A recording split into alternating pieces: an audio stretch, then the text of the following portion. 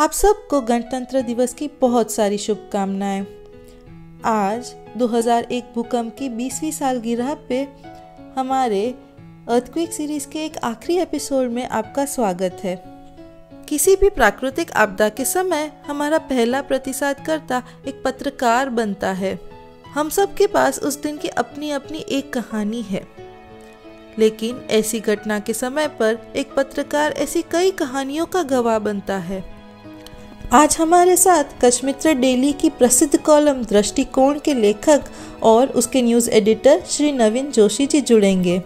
इस फील्ड में 30 से भी ज़्यादा सालों के अनुभव के साथ उन्होंने कच्छ के कुछ ऐसे हिस्सों को कवर किया है जिनके बारे में शायद हमने सुना भी नहीं होगा। आइए मिलते हैं श्री नवीन जोशी जी से। 26 जनवरी के कुछ किस्से तो हम उनसे ज़रूर सुनेंगे, लेकिन उसके बाद के 20 साल में हमारे कच्छ के नवनिर्माण के लिए जितने भी कार्य हुए उनके भी कुछ किस्से सुनेंगे। तो हमारे साथ बने रहिए। मैं स्वागत करती हूँ श्री नवीन जोशी जी का हमारे चैनल पर। स्वागत है हमारे चैनल पे आपका। Thank you. प्लीज़ हमें बताइए आप कुछ किस्से अपने जो आपको याद रह गए हो, जो आप अभी तक 20 साल बाद भी ना भूल पाए हैं।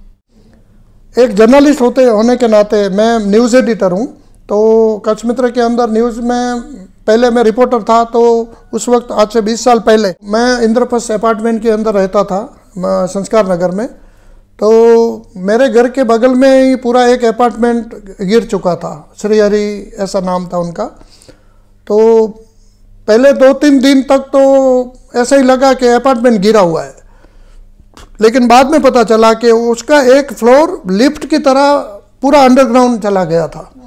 तो बाकी के ऊपर जैसे जो डेब्रूस रिमूव हो रहा था, तैसे ऐसे उनके रिलेटिव्स जो फ्लैट धारक थे, अब पूरे बिके भी नहीं थे, बहुत सारे लोग बाकी थे रहने वाले, तो पता भी नहीं था कौन रहता है कौन नहीं रहता है। लेकिन 4-5-6 दिन के आसपास, मेरे ख्याल से 5वां दिन था, तो मैं वहाँ से अपना घर है वहाँ पे देखने के लिए रोज़ जाया करता था।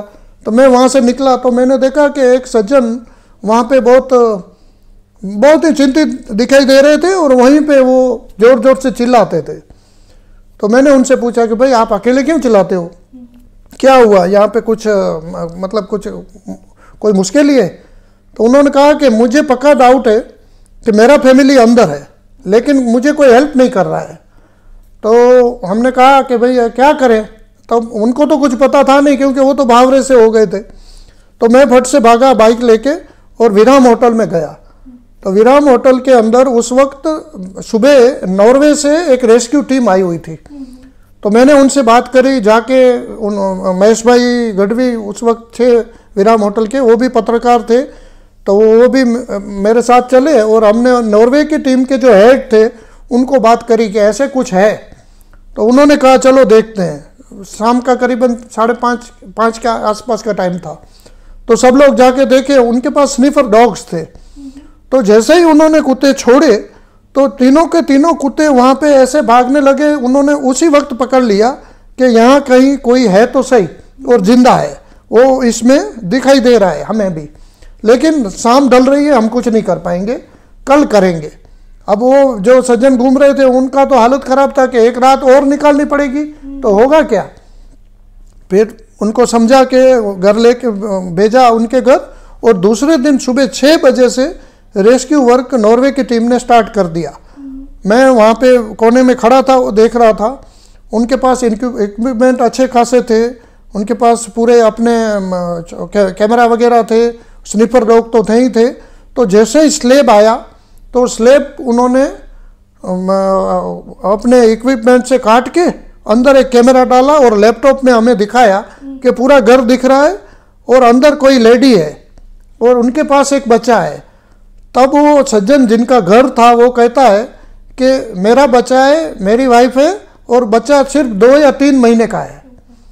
तो ऊपर से आवाज़ दे के उनको कहा गया कि आप साइड में हो जाइए, हम तोड़ रहे हैं और आपको निकाल रहे हैं। तो उनको तोड़ा ब्लास्ट करके छोटा सा, और अंदर 1-2 उनके जो वर्कर्स थे वो गए और उन मैडम को बाहर लेके आए। तो उस वक्त जब निकाला तब 6ठा या 5वां दिन था और निकलते ही मैडम ने सबसे पहला सवाल किया कि सुबह से चिल्ला रही हूँ, कोई निकाल क्यों नहीं रहे हो। तो नॉर्वे वाले ने कहा था कि ये कुछ भी कहे आप सुनते रहे ना, उनको पहले पानी मत पिलाना, और उनके बस ऐसे ही उनको थोड़ा सर्दी ज़्यादा होगी, इसलिए उनको जैसे ही आते हैं लपेट लेना कपड़े वगैरह में।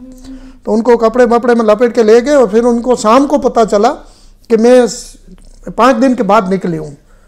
और उसने कहा कि मेरा तो बच्चा है, मैं तो उसको दूध भी पिला रही थी, अंदर लाइट चली गई थी, तो मैं घूमते घूमते मैंने अपना किचन ढूंढ लिया था, फ्रिज ढूंढ लिया था, फ्रिज में दूध रखा था, फ्रिज के अंदर कुछ फल पड़े थे, तो मैं रोज़ फल भी खाती थी और अंदर से दूध भी लेती थी, दूध भी मैं पीती थी और बच्चे को भी पिलाती थी, फिर सो जाती थी। अब देखिए कि 12,221 लोग तो इस अर्थक्वेक में मरे, लेकिन एक ये किस्सा ऐसा है कि उसको देखने के बाद ऐसा लगता है कि ऊपर वाला इतना तो दयालु है कि कम से कम किसी को ऐसे बचाया भी है उसने। उसी के साथ साथ ऐसे बहुत सारे किस्से बने, याद करना भी नहीं चाहता, लेकिन फिर भी अगर कोई पूछता है तो याद आ ही जाते हैं। एक किस्सा मैंने जो देखा था वो भी बहुत मतलब हृदय द्रावक था कि एक सज्जन का मम्मी का डेड बॉडी नहीं मिल रहा था, तो वो भी डेब्रिज में था और वो भी कहता था कि मुझे कुछ हेल्प करें तो निकाले। तो उस वक्त फौज भी थी और आरएसएस की टीम थी, तो उनको रिक्वेस्ट करी और उन लोगों ने अंदर से एक डेड बॉडी निकाला। और उस सज्जन ने जैसे ही बाहर लेके आए तो उन्होंने कहा कि हाँ ये तो मेरी माँ है। तो ले गए खारी नदी उनका अंतिम क्रिया करने के लिए, और वो जो डेबरी जहाँ से निकाल रहे थे वहाँ पे वर्क जारी था। शाम को दूसरा डेड बॉडी निकला लेडीज़ का, पहले 1-2-3 निकले वो जेंट्स के थे, और वो शाम को मैं भी वहाँ खड़ा था और मुझे सुबह वाली घटना की पता थी कि उनका मदर का डेड बॉडी निकल चुका है, क्योंकि उनका घर गिर गया था और उनका सामान अंदर था। तो वो चिंतित थे, और मम्मी तो मिल गई लेकिन सामान अभी नहीं मिला था। तभी जैसे ही दूसरा डेड बॉडी निकलता है, सॉरी दूसरे दिन, तो उसने फट से अपने बड़े भैया को बुलाया और मुझे आके कहते हैं कि वो हमारी माँ नहीं थी, हमारी माँ तो ये है। अब चेहरा तो किसी का नहीं पहचान सकते। तो मैंने कहा यार तो फिर आपने क्यों कह दिया कि वो हमारी माँ है। तो कहते हैं भाई साहब कहते थे कि अगर डेड बॉडी नहीं मिलेगा ना तो मृत्यु सहाय नहीं मिलेगी, 1 लाख रुपया। तो हमने तो माँ तो मर गई है वो तो हमें पता है, लेकिन डेड बॉडी नहीं मिलेगा तो पैसा नहीं मिलेगा, इसलिए हमने सोचा कि किसी का भी डेड बॉडी ले लो और माँ का दिखा दो। लेकिन माँ अभी है और उसने चूड़ियाँ पहन के रखी है, वो सोने की है और वो हमें निकालनी है। तो मैंने कहा यार आप क्या करोगे। तो कहते हम माँ है इसलिए हमने एक बार एक्सेप्ट कर लिया है गवर्नमेंट के पास कि हमारी माँ हमें मिल गई, इसलिए हम दोबारा तो कह नहीं सकते कि ये हमारी माँ है। फिर दोनों बहुत स्मार्ट थे, तो दोनों ने चुपचाप जाके ये हटाओ वो हटाओ, ये पत्थर लो वो पत्थर लो, ऐसे करके माँ के नज़दीक चले गए और उनके जेब में कटर था, उन्होंने 4 चूड़ियाँ सोने की थी वो काट के ले ली, वो तो ले ली उन्होंने और वो अपने जेब में भी रख ली। लेकिन नियम ये है कि अगर कोई डेड बॉडी का वारिस न हो तो वो इतने दिन हो चुके थे ना कि उनको वहीं क्रिमिनल कर देना चाहिए। तो एक होमगार्ड वाले को बुला के मामलतदार ने पंचनामा किया और पेट्रोल का 5 लीटर का डिब्बा मंगवाया। तो उनको ही कहता है क्योंकि और कोई लोग ही नहीं थे, तो उसके 2 बच्चे जो रियल में थे उनको बुला के कहता है कि चलो ये थोड़ा पेट्रोल डालो डेड बॉडी को जला दो। तो दोनों भाई मेरे सामने देखते हैं और मैंने कहा देखो आपने तो अपनी माँ का अंतिम संस्कार नहीं करना था, लेकिन माँ करवा रही है, आप करो। और उन्होंने जाके पेट्रोल लगा के डेड बॉडी। अब पैसों के लिए अगर एक बच्चा अपनी माँ को नहीं पहचानेगा तो ये परिस्थिति आगे आगे आगे तो और कितनी तरह के दृश्य दिखाएगी। वो तो मतलब वो हम रोंगटे खड़े हो जाते हैं ऐसी बातें याद करते हुए भी।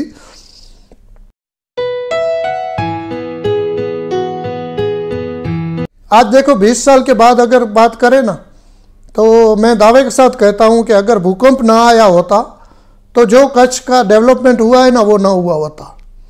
एक जर्नलिस्ट के नाते मैं कहूँगा कि आज कच्छ के अंदर आप देखिए, सबसे पहले जो काम हुआ ना अर्थक्वेक के बाद सबसे अच्छा, बाकी काम तो बहुत सब हुए ही हैं, लेकिन सबसे बढ़िया काम जो हुआ मैं मानता हूँ कि वो है कच्छ यूनिवर्सिटी। क्योंकि एजुकेशन के बगैर आदमी तो इंसान नहीं है, वो पशु समान है। एजुकेशन जहाँ से मिलता है, वो डेवलपमेंट जहाँ से होता है, वो सबसे बड़ा काम किया गवर्नमेंट ने कि कच्छ यूनिवर्सिटी दी, वो कच्छी साहित्य अकादमी दी।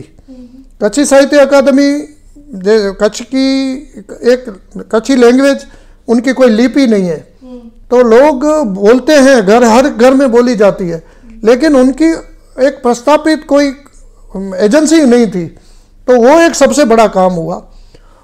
अगर आगे देखें तो प्राइम मिनिस्टर रिलीफ फंड में जो जेके जनरल हॉस्पिटल का पुनः कंस्ट्रक्शन हुआ, न्यूजीलैंड से अर्थक्वेक स्पेशलिस्ट आए और जो लार्सन एंड टुब्रो कंपनी ने पूरा कंस्ट्रक्शन किया, वो भी बेनमून बहुत बढ़िया किया। लेकिन ये कंस्ट्रक्शन के बाद 2000 कमरे वाला हॉस्पिटल गवर्नमेंट का ना रहा और गवर्नमेंट ने वो दे दिया अदानी को। खैर जो भी हो, लेकिन आज अदानी ने वहाँ पे मेडिकल कॉलेज किया, तो वो भी कच्छ के लिए बहुत फायदेमंद है। आप सोचिए, सिर्फ 20 साल हुए अर्थक्वेक को, और सिर्फ मेरे ख्याल से 2008 में मेडिकल कॉलेज आया, और 2008 से 20 की बात करें तो 12 साल हुए। 12 साल में करीबन 1620 MBBS डॉक्टर इस मेडिकल कॉलेज ने दिए हैं और 100 से ज़्यादा पोस्ट ग्रेजुएशन डॉक्टर्स दिए हैं। तो ये आशीर्वाद है सबसे बड़ा। उसके बाद अगर हम देखें तो जवाहरलाल नेहरू ने नर्मदा डैम का सबसे पहला शिलान्यास किया था, लेकिन तब से लेके अर्थक्वेक तक कच्छ का सिर्फ नाम ही आता था नर्मदा नहर में। लेकिन अर्थक्वेक के बाद नरेंद्र भाई जब मुख्यमंत्री थे, तो सबसे पहले उन्होंने पाइपलाइन के द्वारा पानी लिया, तो वो सबसे बड़ा काम हुआ। क्यों हुआ? क्योंकि हमारी जो लड़ाई है ना, कच्छ की लड़ाई, वो अर्थक्वेक के साथ नहीं है। वो अर्थक्वेक तो 1919 में आया, 1956 में आया और 2001 में आया। अगर इतिहास में देखा जाए तो 3 ही अर्थक्वेक आए हैं, सबसे बड़े थे। लेकिन 50 से ज़्यादा अकाल आ चुके हैं, जिसको हम दुकाड़ कहते हैं कच्छी गुजराती में। हमारी लड़ाई पानी के साथ सबसे ज़्यादा है, क्योंकि यहाँ पे पानी बरसता नहीं है, बरसता है तो अतिवृष्टि के तौर पे बरसता है। तो या तो हम डूबने लगते हैं, या तो हम सूखे रहते हैं और तरसते रहते हैं। वो सिचुएशन होती है हमारी। उसी में से बाहर निकलने के लिए पानी कहीं से भी लाया जाए ना, वो सबसे बड़ी कच्छ की आशीर्वाद रूप बात है। तो वो ये अर्थक्वेक के कारण जल्दी हुआ। पाइपलाइन से पीने का पानी आया और नहर से टप्पर डैम तक पानी आ चुका है। अब मोड़कुबा तक जाने की बस अब कुछ ही देरी है। जैसे ही वो पानी आ जाएगा, उसके बाद तो हमारी सबसे लड़ाई जिसके सामने है वो अकाल चला जाएगा। तो कच्छ के लिए तो गोल्डन डेज आ जाएंगे, ये कह सकते हैं। और उसके अलावा पूरे कच्छ के अंदर आप देखा जाए तो कितने सारे हॉस्पिटल्स नए बन चुके, कितने सारे स्कूल्स नए बने, डेवलपमेंट हुआ। सबसे ज़्यादा डेवलपमेंट एक पीरियड आया था 3 साल का, 2 या 3 साल का। वो उस वक्त आया कि जब इंडस्ट्रीज सब आ रही थी। आप अगर इतिहास में जाएंगे ना, तो आज़ादी से लेके 2001 तक सिर्फ 2000 करोड़ का इन्वेस्टमेंट कच्छ के अंदर हुआ था, सिर्फ 2000 करोड़ का। और पिछले 20 साल से 150,000 करोड़, मतलब आप गिनती कर लीजिए, क्योंकि मैं वर्ड्स का आदमी हूँ, अकाउंट का नहीं हूँ। तो करीबन 70 से 80 गुना इन्वेस्टमेंट उसके बाद आया। वो आने के कारण, इंडस्ट्रीज आने के कारण एक एस्टेट बिजनेस के अंदर एक बड़ा डेवलपमेंट आया। और वो डेवलपमेंट इतना ज़बरदस्त रहा कि हर छोटे बड़े बेकार आदमी को धंधा मिल गया। कोई ना कोई एजेंट के साथ जुड़ गया, किसी के पास एक ऐसा एक हवा चला था कि सब ब्रोकर हैं। सब इन्वेस्टर हैं, सब डेवलपर्स हैं, और सब के पास अपना अपना आइडेंटिफिकेशन में एक कार्ड है कि मैं ज़मीन ले बेच करता हूँ। इतना मतलब गोल्डन डेज आ गए। वो जो पैसे कच्छ के अंदर आए और वो जो लैंड बिकी, उसके बाद आप देखिए कि पूरे गुजरात के अंदर, पूरे इंडिया के अंदर, और कोरोना के कारण तो ऑल ओवर वर्ल्ड में आज मंदी का दौर चल रहा है। लेकिन उस मंदी में भी कच्छ के अंदर मंदी नहीं दिख रही है। आज भी मतलब हेडक्वार्टर हमारा भुज है, तो भुज के पेरीफेरी में आप 3 किलोमीटर की त्रिज्या में पूरे सिटी में घूम लीजिए, 25 लाख में 100 चौरस मीटर का कोई प्लॉट आपको नहीं मिल रहा है। तो ये आर्थिक जो इकोनॉमी की जो पुशअप हुआ, वो भी अर्थक्वेक की सबसे बड़ी देन है। आप देखिए, मैं बहुत सारे रिपोर्ट किया था, मुझे फिगर्स याद नहीं है, लेकिन 1 साल या 1.5 साल के बाद आरटीओ के अंदर सबसे ज़्यादा गाड़ियाँ रजिस्ट्रेशन हुई, सबसे ज़्यादा मोटरसाइकिल्स रजिस्ट्रेशन हुई, और सबसे आशीर्वाद वाली बात यह हुई कि जैसे ही गवर्नमेंट ने पॉलिसी डिक्लेयर करी, उसके बाद आज कोई बिल्कुल निम्न स्तर का बात करो ना, तो उसके अलावा कोई ऐसा फैमिली नहीं होगा कि जिसके पास अपना घर नहीं है। अगर ऐसे तो बहुत सारे निकलेंगे कि एक नहीं 3 घर है। पिताजी के पास राशन कार्ड था, 2 बच्चे अलग करके 2 राशन कार्ड बना के उन्होंने 100 चौरस मीटर ले लिया, किसी ने भाड़ूत के तौर पे ले लिया, किसी ने वारस के तौर पे ले लिया, लेकिन घर सबके बन गए। बागायत देखिए, फल देखिए, मैंगोज है, बाकी कितने सारे खारेक्स है, ड्रैगन फ्रूट आ गया, अब ड्रैगन नहीं कह सकते, कमलम है, कमलम फ्रूट्स है। तो वो सब डेवलपमेंट ही डेवलपमेंट है। ये टूरिज्म का बहुत बड़ा डेवलपमेंट हुआ। एक क्रांति हो गई, श्वेत क्रांति दूध में हुई डेयरी उद्योग के साथ, और एक क्रांति हुई टूरिज्म में। ये तो कोरोना है, इसलिए पिछले 1 साल से थोड़ा बहुत सब कुछ ठप हो गया है, लेकिन बाकी हर एक जगह पे किसी न किसी के पास अपना काम है, और वो ट्रेडिशनल काम है, वो उसमें कभी रिसेशन आएगा ही नहीं। हैंडी वर्क है, वो या बुंगे वाला है, वो अब देखिए होम स्टे बना के बैठे हैं। अब उस बनी के अंदर उनका तो कल्चर ही है कि कोई भी अनजान आदमी भी आएगा ना, तो वो चाय के लिए या मानी के लिए पूछेंगे कि मानी खाई ने जाओ। अब उनको अचानक से लाइन मिल गया कि आप होटल करो, तो ये अच्छा हुआ है डेवलपमेंट के लिए, ये सबसे बढ़िया हुआ है। तो 20 साल में तो ऐसा बहुत कुछ हुआ कि जो दुनिया गिन सकती है। अवार्ड भी गवर्नमेंट को मिले हैं डेवलपमेंट के।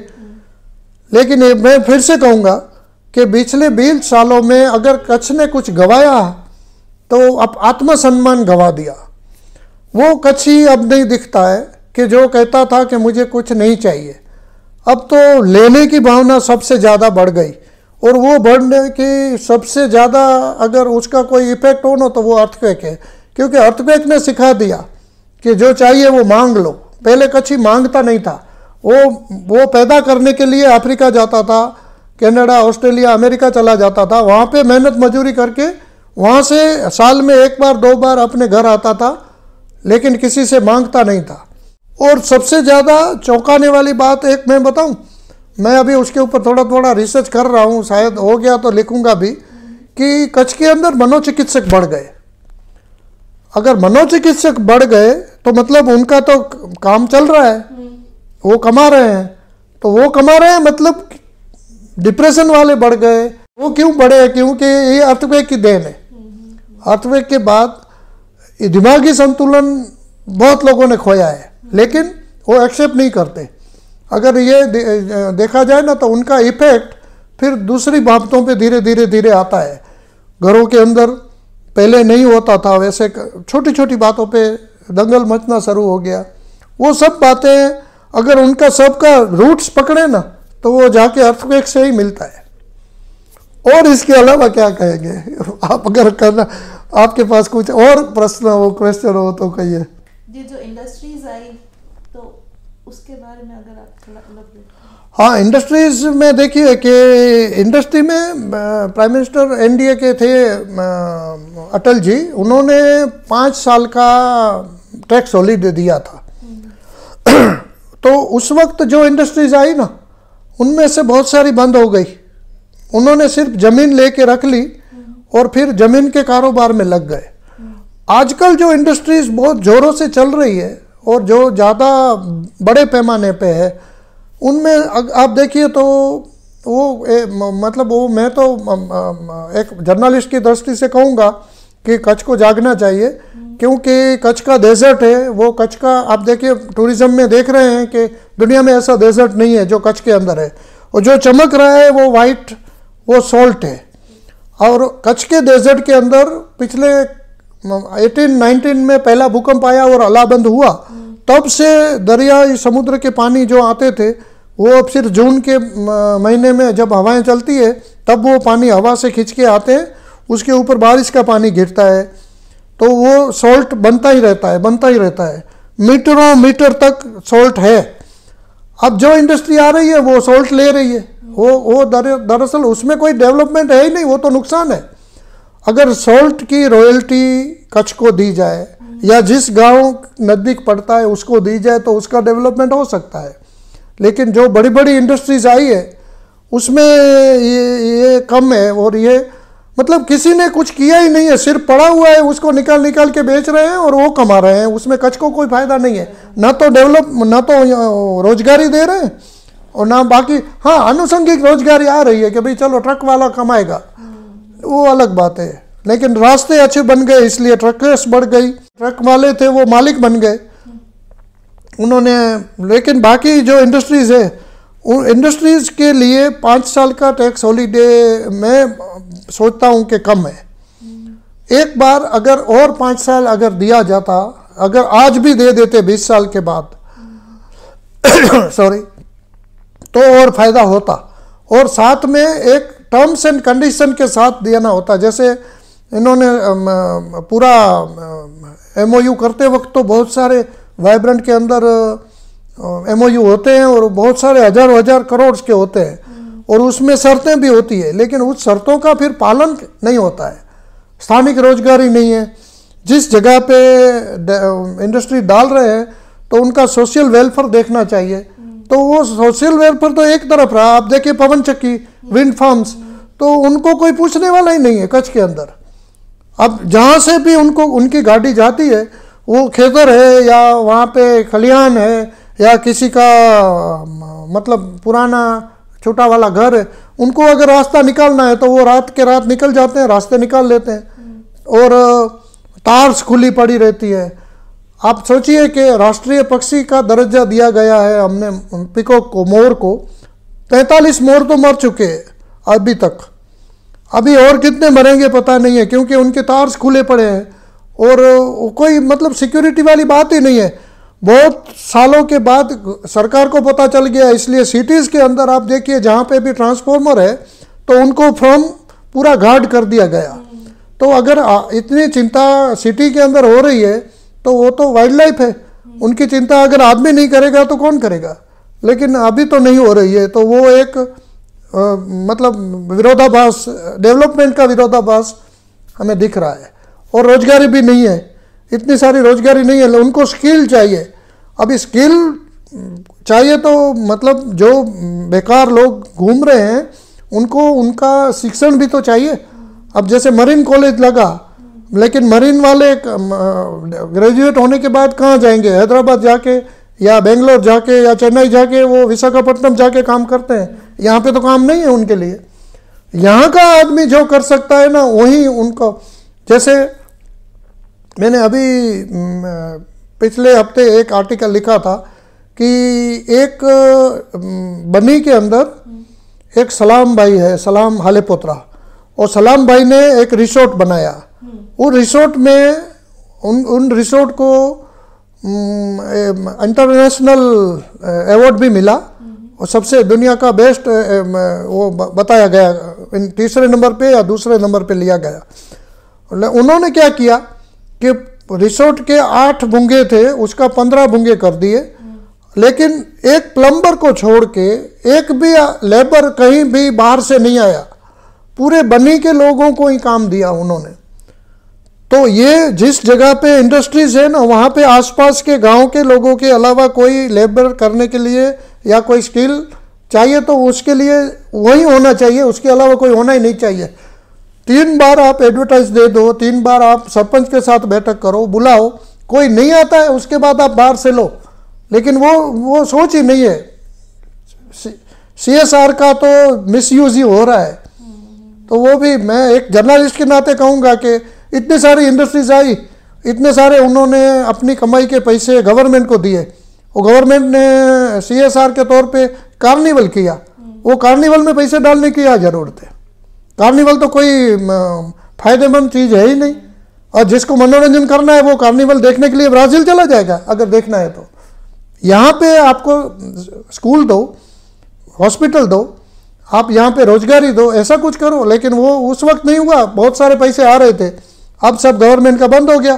पूरे का पूरा अच्छा खासा करोड़ों रुपीस का बिजनेस देता हुआ टूरिज्म डिपार्टमेंट का दोरडो पूरे का पूरा ललूजियन सन्स को दे दिया गया। बैठे बिठाए वो खा रहे हैं। अब ये वो पॉलिटिकली है, उनको चाहने हम क्यों पढ़े, हम छोटे आदमी हैं उसके लिए।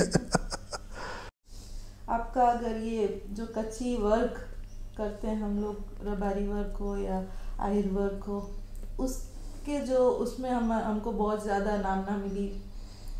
पहले मुझे नहीं लगता कि अर्थक्वेक से पहले इतना ज़्यादा मतलब लोगों को चाहिए था ये कच्ची वर्क। बहुत अभी ऐसे मतलब वो माना जाता है, एक्सपेंसिव माना जाता है। हाँ नहीं, दरअसल क्या है कि इनका मूल्य है। ये जो कच्ची हैंडी वर्क है, कच्छ का हस्तकला है, भरत वर्क है, यहाँ पे देखिए कम्युनल बेस पे काम हो रहा है। आहिर का भरत आहिर लोग करेंगे, रबारी का भरत रबारी लोग करेंगे, मुतवा भरत मुतवा लोग करेंगे। उनका अपना अपना उसमें महारत है, और उनकी जो मतलब सूक्ष्म से सूक्ष्म काम है, उनकी औरतों का जो काम है। अब मैं आपको बताऊं, मेरी थ्योरी मैंने सुना है, मैंने पढ़ा है कि कच्छ के अंदर अकाल रहता था, अकाल के कारण कहीं पे हरियाली नहीं थी, तो जो डेजर्ट के तौर पर रणकांधी के लोग हैं उनको कोई कलर्स तो दिखाई नहीं दे रहे थे। उनके आंखों के सामने लाइफ टाइम एक खुला एक रन डेजर्ट ही है। तो उनकी जो रंगों की भूख है ना, वो इस हस्तकला में आती है। वो लोग जब कलर के धागे लेते हैं, जैसे पाबी बैग है, तो पाबी बहन की बैग आप देख लीजिए, उसके अंदर रंगों की भरमार है, और वो उनकी सूझबूझ के ऊपर से वो करते हैं। ये कच्छ का होड़को है, बुजोड़ी है, अजरकपुर है, बहुत सारे गांव ऐसे हैं कि जो पहले भी उनको इंटरनेशनल अपने नेशनल लेवल के अवार्ड मिल चुके हैं। लेकिन अर्थक्वेक के बाद इसमें भी बहुत अच्छा हुआ, जैसे LLDC हुआ अजरकपुर के पास, फिर सृजन है हाँ वो रोलेक्स अवार्ड लिया। रोलेक्स अवार्ड के बाद उन जितने भी पैसे थे उन्होंने सब कच्छ के कारीगरों के पीछे लगा दिए, तो उसमें अच्छा डेवलपमेंट हुआ है। कला रक्षा है सुमरासर के अंदर, और ये वर्क ऐसा है कि सिर्फ इनके साथ औरतें ही जुड़ी हुई हैं, और महिला सशक्तिकरण के लिए ये सबसे सबड़ माध्यम है। वो अपने कमाई खुद करती है, अपनी बुद्धि भी खुद लड़ाती है, और वो इतना बेस्ट उनमें देती है ना कि अगर वो अच्छे दाम से नहीं बिकेगा तो उनकी तो मेहनत व्यर्थ जाएगी।